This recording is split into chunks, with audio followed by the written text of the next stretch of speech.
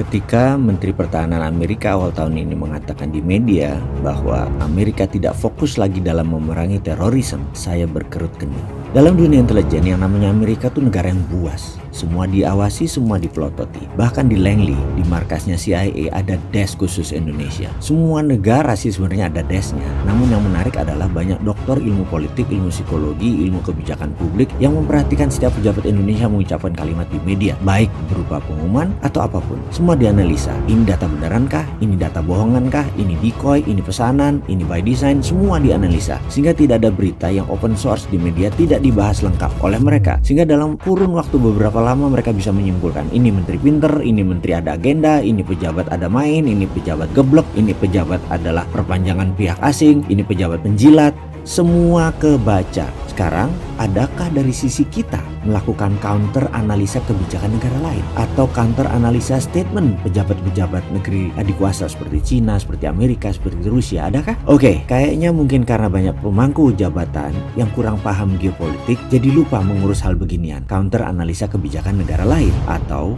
mungkin karena banyak pejabat belum ikut Lemhanas, jadi urusan bela negara begini nggak terlalu dipikirkan, kurang nyandak. Jadi ya sudah, biar saya yang sontoloyo ini saja yang parno. Saya berkerut kening atas pernyataan Menhan Amerika tadi, dan biarlah saya sendirian yang nanggung parno. Berat loh sebenarnya nanggung parno itu, lebih berat dari nanggung rindunya Dilan. Sekali lagi, saya hanya kurius mengapa dia mengatakan Amerika tidak fokus di masalah terorisme. Dalam kalimat itu maknanya apa ya? Saya coba menelaah. Menhan mengucapkan kata-katanya begini, US no longer focus on terorisme. Lama saya menganalisa dan merenung, lalu saya menangkap sesuatu. Klik, seakan-akan ada suara di kepala saya. Amerika tidak lagi perang melawan teroris. Bukan. Kalimatnya artinya begini, Amerika tidak lagi pakai instrumen terorisme di dalam menegakkan hegemoni militernya sebagai polisi dunia. Itu arti kata-kata Menhan Amerika yang sebenarnya. Saya baru paham sekarang. Ini artinya mereka sekarang menggunakan apa ya? Konfrontasi perang terbuka kah? Perang cyber kah? Perang informasi kah? Perang biologi kah? Perang dagang kah? Perang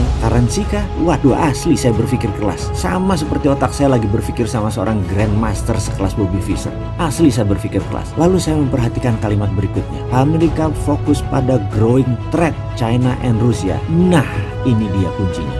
Ini rasanya kuncinya. Timur Tengah, Cina, dan Rusia itu 3 front perang. Biasa Amerika tuh perang 1-2 front. Sekarang main terbuka di 3 front. Apa akibatnya? Dalam 1 tahun, $400 billion belanja peralatan perang oleh negara teluk, dan senjata dibeli oleh negara Indo-Pasifik, Korsel, dan Jepang. 400 billion. Walah, dagang alat perang tuh si Amerika ini. Rupanya, mereka memutar roda ekonomi Amerika dengan menciptakan kegentingan. Kurang ajar bener deh si kabinet Trump ini. Walau ujung-ujungnya nggak perang fisik beneran, tapi instabilitas itu bisnis buat Amerika. Sekarang Amerika menyatakan Cina dan Rusia adalah national threat. Ini bagi saya pernyataan serius sekali. 2 negara yang disebut adalah ancaman, dan ancaman tersebut adalah warfare. Artinya siap-siap perang. Apa kira-kira langkah selanjutnya bagi Amerika? Paling nomor 1 adalah memastikan siapa lawan, siapa kawan. Siapa bersama Amerika, siapa bersama Rusia. Saya sih nggak mau sebut siapa negara yang mepet Cina. Serem saya. Dalam National Defense Council, sebagai catatan sebentar ya, departemen ini nggak ada di Indonesia. Amerika menyatakan bahwa mereka segera akan membangun otot industri militer,